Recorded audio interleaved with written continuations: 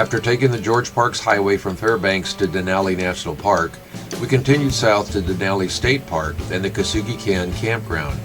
We discovered that the Alaska Range causes a lot of rain on the southern side of the mountains, which is where Kasugi-Ken is located. So we added a day trip south to Talkeetna, where the weather was better. Alright, we're heading south on the Parks Highway, and we're looking, we think, at the Alaska Range. Not sure exactly what we're seeing, but that's what we're doing. That is a trailer.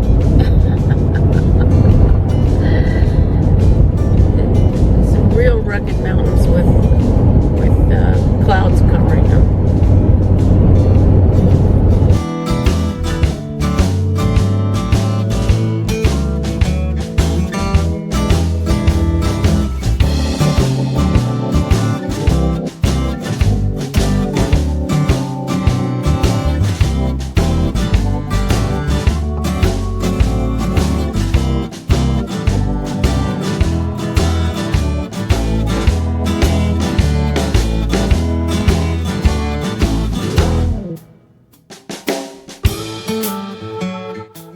Susan's Journal, Saturday, August 3rd. We have had several days of rain with low overcast and chilly days. We got here Wednesday afternoon, which was warm and bright and sunny. Then the weather turned on us. Too wet to hike or kayak, we took the day to explore the area. We drove to Talkeetna, which is a cute town popular with tourists. In the spring, it is a starting point of people hiking to the summit of Denali. There were many sightseeing airplane companies and almost as many float river rafting companies. It was enjoyable to walk around and look in the various shops. It was a much drier town off of our hill where the campground is. We had a nice late lunch at a brew pub. We could sit out on the deck with Bella, and we got back to camp, and it was still wet and rainy. We played a couple of games, then popped some popcorn and watched a movie. Friday was no better weather-wise as we awoke to the rain. As the day wore on, the clouds lifted and the rain stopped, so we were able to walk around the trails at the campground. By late afternoon, the clouds broke up and we were able to cook dinner and ate outside. We walked around again after dinner and sat in the screen room and had wine. We planned to kayak at Beyer Lake, weather permitting.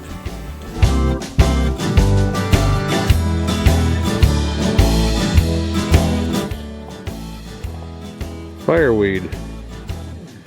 My new favorite flower. We've seen this all over the Yukon and Alaska along the side of the roads. It is just beautiful when it's clumped together, and it just creates a beautiful bouquet of color. Wouldn't you agree, Susan?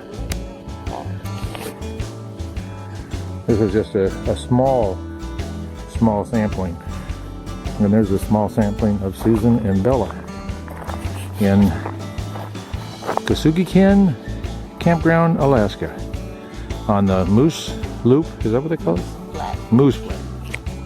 This is Beyer Lake, and we're looking at Denali Mountain. Well, at least Denali Mountain is what you see on a clear day, which happens about 3 times out of 10. And so far we've been part of the 7 and not part of the 3. Guys over there working on the trail is the outlet. Oh, and the bridge was a little dicey. Well, we didn't kayak Beyer Lake due to inclement weather, but we hiked around the lake and came upon a crew working on the trail. The leader of the group was from Corinth, Vermont, so we had a very pleasant visit with him before moving on. You're on. We hiked Lower Troublesome Creek to the Chulitna River. And that's the end of the line right in front of us. That's the Chulitna River out there. And we've walked through a bit of muckiness to get here. And not to mention ferns that were as high as I am, and so you're walking through there and we saw a pile of what might be bear scat, we're not really sure. But the ferns gave us a lot of comfort because we weren't able to see 5 feet in front of us. So we made sure that Susan went first. No, Bella went first.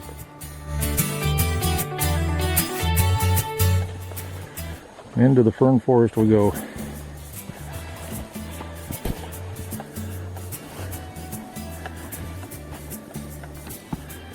Oh yeah, that thing. So you let me know if you see any bear out to the side, Susan. And again, Bella's right behind you, protecting you.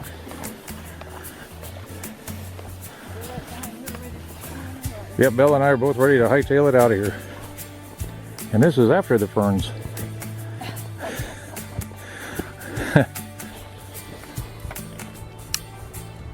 And this is what Denali would look like if we had a clear day.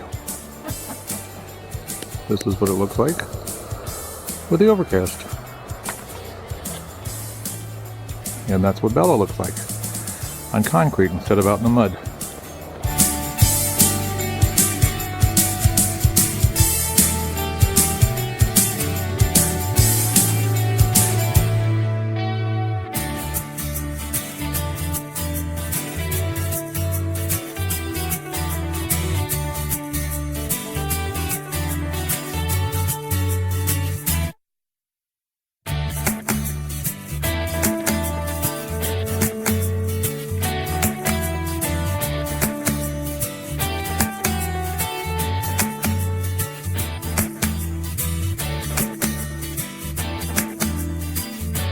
Heading south from Denali State Park, we went to Eagle River State Park, followed by Eklutna State Park. We then went on to the Kenai Peninsula, staying at Willowa Campground, visiting Whittier and the Prince William Sound, and eventually on to Ninlichik and the Homer Spit. We stayed at Eagle River Campground, which was interesting because we had a hard time finding it since there were no directional signs and poor instructions from their website.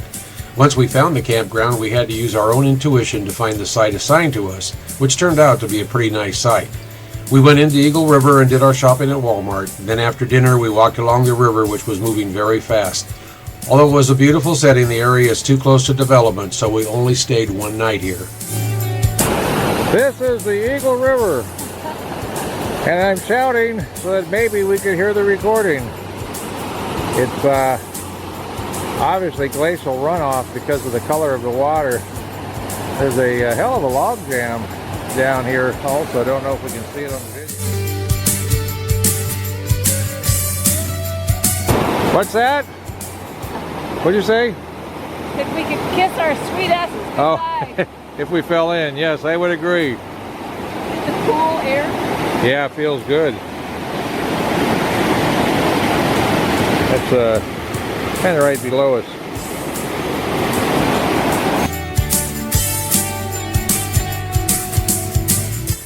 After dumping our tanks and taking on water in Eagle River, we left and went to the Chukog State Park and to the Eklutna Lake Campground.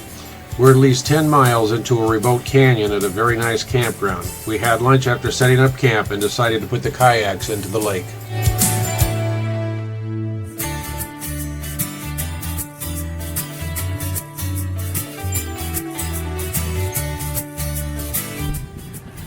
This would be Eklutna Lake.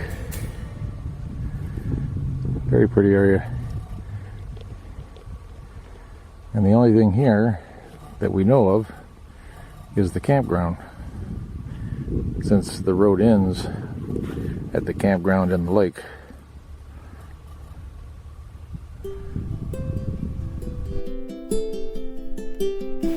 We were glad we put the kayaks in the lake because it was a very nice paddle down a glacier-fed area with mountains and a glacier around us. The wind came up and the paddle back was a little difficult, but we managed. Today we woke late and took a walk and had pancakes around 11 o'clock. We decided to walk on the bike hike trail along the lake, which turned out to be very enjoyable. We sat and enjoyed a game and drinks in the screen room and then a campfire. Perhaps tomorrow we will kayak again, but without Bella.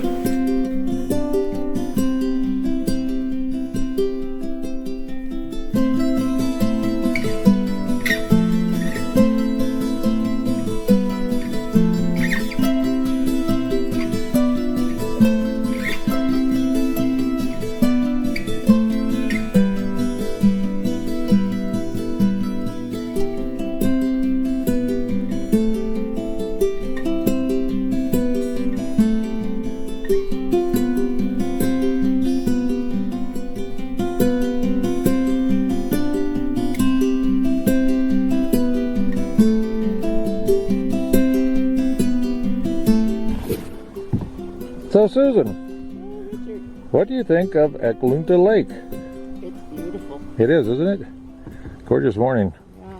Very interesting how the winds kick up and then the winds die down.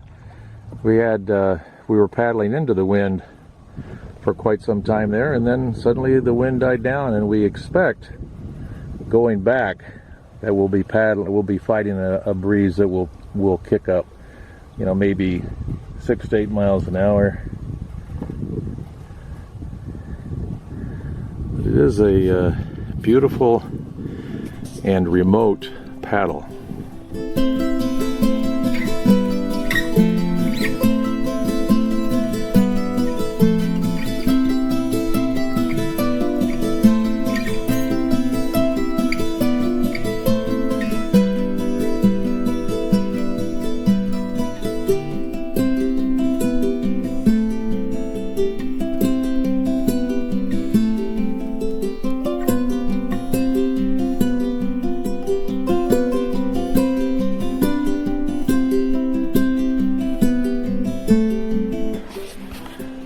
So here's the rest of the story on our paddle. I don't think anybody wants to hear about that. Well, I just want to record it for our own purposes.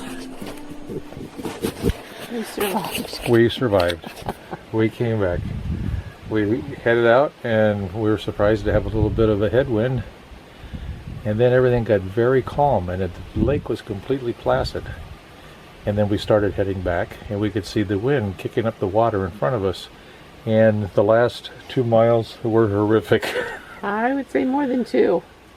Maybe the last 3 miles were horrific. I don't know how far we went, But sometimes we would be hit by swells and we would actually find ourselves going backwards. But we made it. we made it.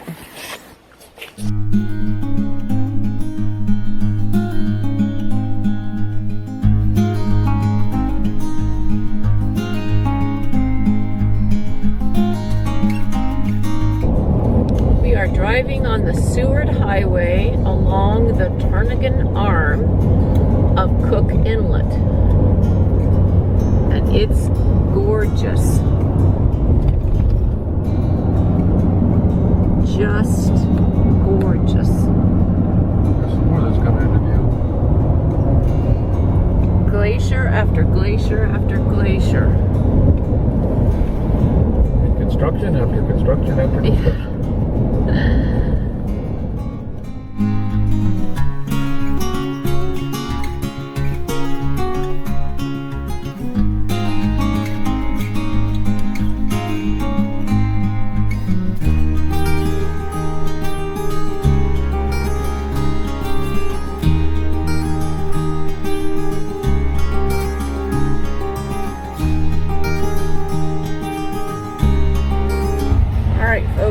We're at the Anton Anderson Tunnel from Bear Valley to Whittier, and we are in a queue approaching the tunnel. See the tunnel opening there. It's 1 lane. It's about 2.5 miles long. I need to put on my seatbelt. You can see the long line of cars and trucks and boats approaching the tunnel. A lot of boats.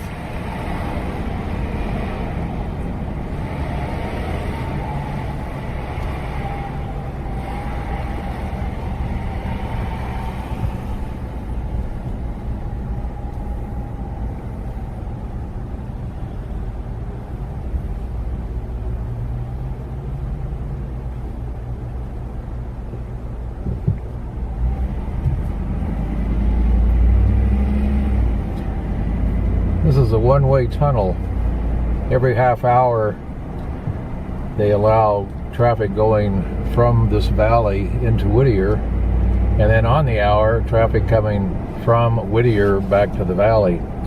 And then when a train needs to come through, I guess everything stops. we hope. We hope.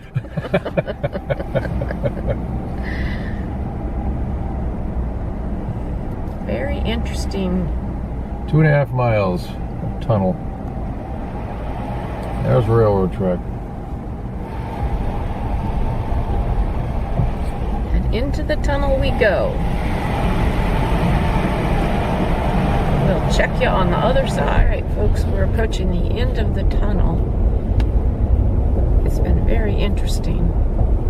There are 6 or 7 safe houses along the way, so if there was an emergency, you could get out of your vehicle and get into a safe environment, probably for fire, Tsunami,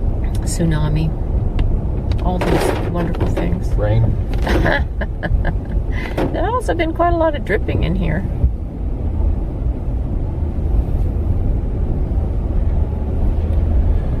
Bright sunshine in Whittier. Yep.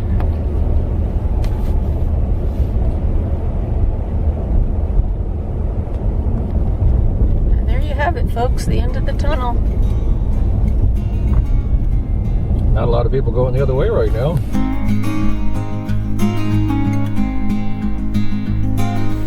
From Susan's Journal, Friday, August 9th. Today we did our 26th glacier cruise, which was an experience we will not soon forget. The day was a beautiful, clear, blue, warm sky and calm seas. We saw stellar sea lions, a couple of humpback whales, harbor seals, and lots of sea otters. But the highlight was the glaciers. We got up close to the surprise glacier and could hear the loud snapping and cracking, and then some calving, which was very exciting. There was a National Park forest ranger on board to describe all that we were seeing and give us local history of the area. Along with a very tasty meal, the whole adventure was one of the highlights of the trip so far.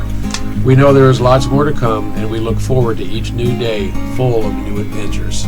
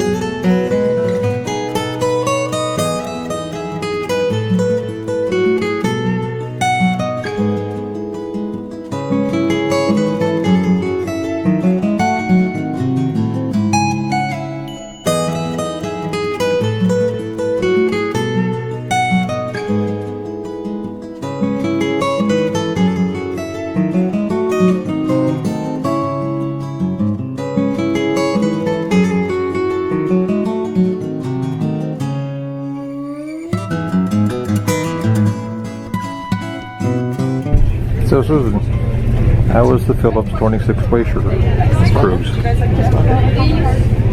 you. What's that? Thank you. Thank you. Sure. How was it? It was wonderful. Oh, I didn't hear that.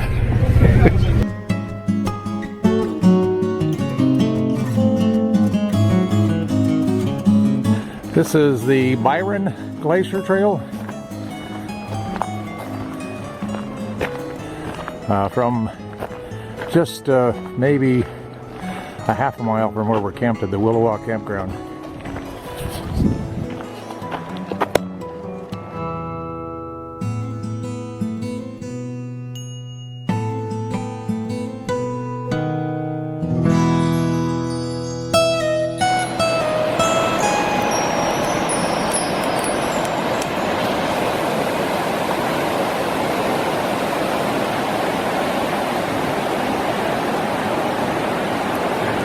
Something's biting me. Go the other direction.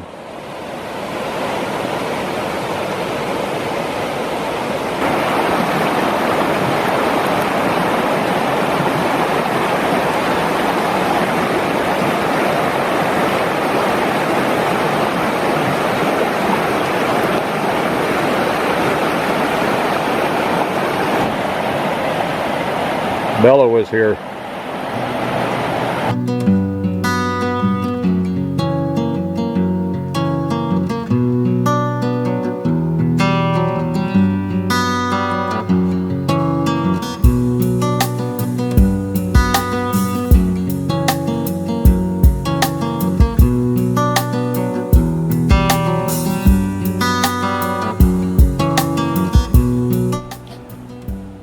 This is the view at Willowa looking out from our screen room.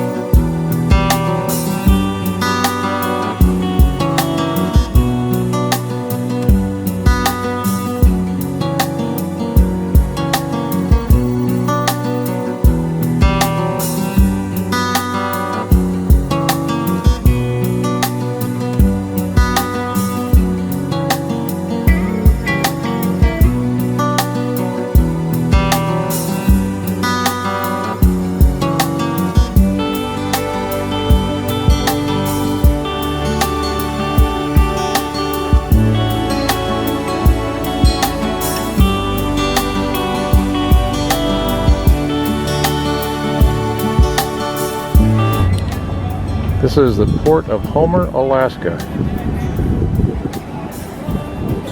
And that's Susan saying we can come up and have lunch with her.